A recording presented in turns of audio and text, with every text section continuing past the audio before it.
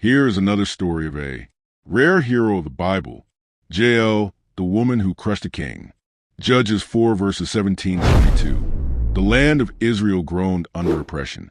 For 20 years, Sisera, commander of the Canaanite army, ruled with terror. His 900 iron chariots rumbled like thunder, leaving villages silent in fear. Mothers hushed their children when they heard the sound of hooves. No one dared resist him. But God raised up Deborah, a prophetess, and Barak, a commander of Israel.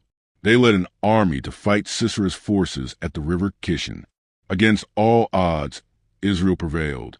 Sisera's chariot stuck in the mud, his soldiers scattered like dust.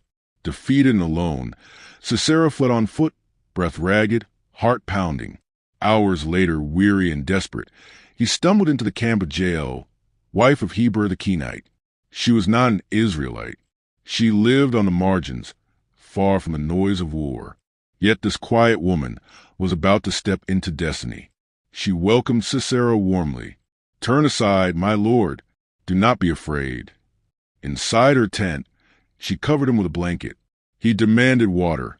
Instead, she brought milk, rich and calming, a mother's comfort to lull him into safety.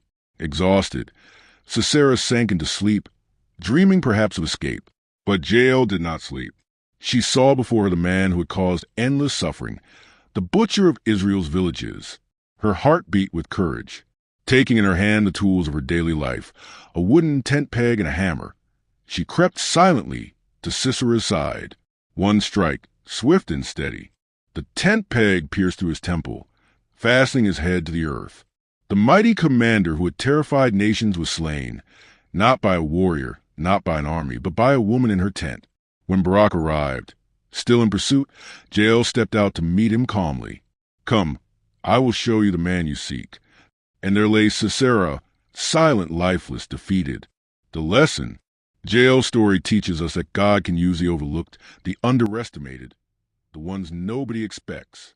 She had no sword, no title, no army, just courage, faith, and the willingness to act. God turns the ordinary into weapons of victory. Backhand index point right. The next time you feel small or powerless, remember Jael. Your strength may not look like much, but in God's hands, it can bring down giants.